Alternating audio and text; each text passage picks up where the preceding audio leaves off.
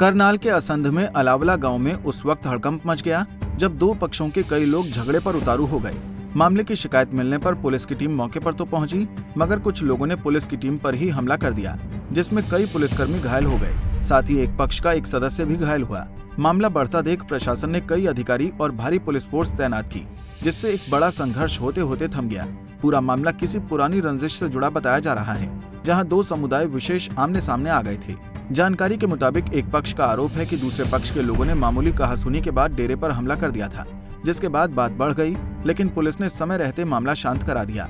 कुछ सर हम तो खेत में गन्ना लगाने लग रहे थे, तो इनकी आपस में चलो कुछ खान पीने लगे, तो अपने टूल पे थे, अपने टूल पे थे। इनकी माड़ी मोटी कहा सुनी हुई, मैंने कह दी मैं चल कोई बात नहीं। इनकी फिर आप हाथों पाई होगी। कौन कौन लोग थे वो 3 जने थे। मोनू था, एक था वो की नाम था दीपक, सोनू, दीपक, प्रमोद, ये 3 थे। एक मोटरसाइकिल पर बुलेट पे आए हैं। कौन से गांव के थे? हाँ, अलावड़ा के। अच्छा, तो उसके बाद जी इनके हाथों पाई मैंने छटा के ना जाकर अंदर ढक दिया अपने वाला भाई, मगर झगड़ा ना बच जाए। फिर इन्हें रुका दे एक आदमी अपने बुला लिए, सारे टूलों में बैठे थे। अच्छा, ये शायद झगड़े के इरादे थे आज, क्योंकि काफ़ी दिन हो गए छेड़खानी कर रहे हैं, तो हम टलन लग रहे। तो चलो हमने अंदर ढक दिया, न जाकर फिर चौखे बंदे हो गए, हमारे पे नहीं रुके। फिर दरवाजा भी तोड़ रखा, मौके पे देख सको जाकर। लाठियाँ मारी, धक्के मारे, पैर डंडे मारे, जो कुछ भी है। फिर हमने उड़ता जो जब यहाँ चौखी दुनिया हो गई, 200-300 बंदा हो गया इकट्ठा। इतने में प्रशासन पे फ़ोन कराया, प्रशासन आ गया। तो इन प्रशासन के पास साथ भी हाथों पाई करी, उनकी गाड़ियाँ तोड़ी, 2-3 गाड़ियाँ तोड़ रखी उनकी। हाँ जी, फिर हम तो फिर ये अंदर था, इन यू काटा भाई।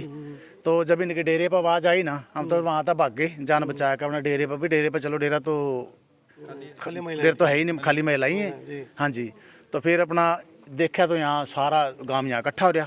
तो अंदर तक गेटों तक जी, हमने तो अपने दरवाजे बंद करके जान बचाई। जे प्रशासन नहीं आंदा नहीं, जे 10 गाड़ियाँ जो 15 बाद में आई हैं, तो आज चारों तरफ डेरा घेर लिया था जी। डेरे में रहने वालों का आरोप है कि दूसरे पक्ष ने हमले की नियत से डेरे को घेर लिया था, तो वहीं दूसरे पक्ष का आरोप है कि गांव की पंचायती जमीन पर डेरे ने कब्जा किया है, जिसे युवाओं ने छुड़ा लिया था। इसी मामले को लेकर दूसरे पक्ष ने फायरिंग की थी, लेकिन पुलिस ने हालात बिगड़ने से रोक लिए।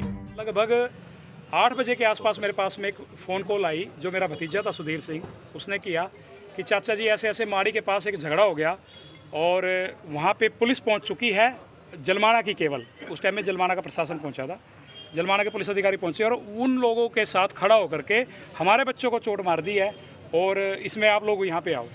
तो मैंने जब ये सारा विषय देखा, तब तक मैं भी अंदर वैसे ही था, तो मैंने कुर्ता पजामा डाला और मैं बस स्टैंड पे पहुंचा। जब मैं बस स्टैंड पे पहुंचा तो बस स्टैंड पे लगभग प्रशासन उस वक्त में आ चुका था। लगभग मतलब 40 से 50 पुलिस की गाड़ियां मुस्तैद जो हैं वहाँ पे पहुंच चुकी थी। सबसे पहले तो मैं प्रशासन का धन्यवाद करना चाहूँगा कि एक इतने बड़े षड्यंत्र को, एक हिसाब से मैं इसको षड्यंत्र क्यों कह रहा हूँ वो विषय भी मैं क्लियर करूँगा।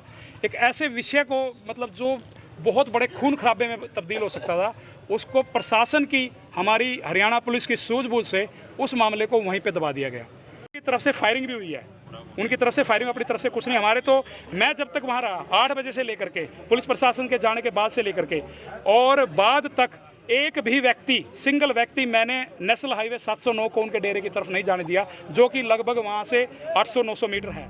दोनों पक्षों की तरफ से एक दूसरे पर आरोप लगाए जा रहे हैं, तो वहीं पुलिस ने दोनों पक्षों से बातचीत की है और 3 केस दर्ज किए हैं। पुलिस का कहना है कि अंधेरे का समय था और भीड़ ज्यादा थी, जहां ज्यादातर लोग नशे में थे, इसलिए कंट्रोल करने के लिए हवाई फायरिंग किया गया था।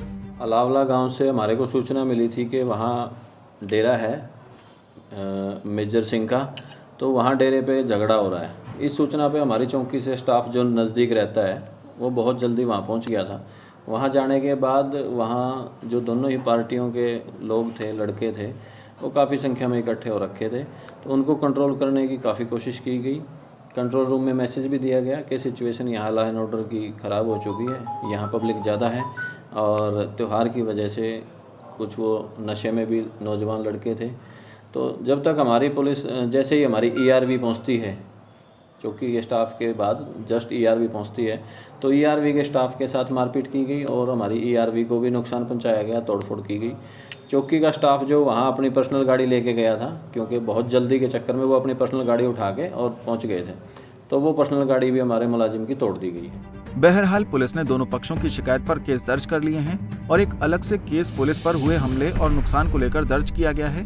देखना होगा कि पुलिस की जांच में क्या सामने आता है। करनाल से bureau report, Punjab Kesari TV. हमसे जुड़े रहने के लिए हमारे YouTube चैनल को सब्सक्राइब करें और नई वीडियो की नोटिफिकेशन के लिए बेल आइकॉन को दबाएं। अगर आप ये वीडियो Facebook पर देख रहे हैं तो लाइक जरूर करें और ज्यादा से ज्यादा शेयर करें। धन्यवाद।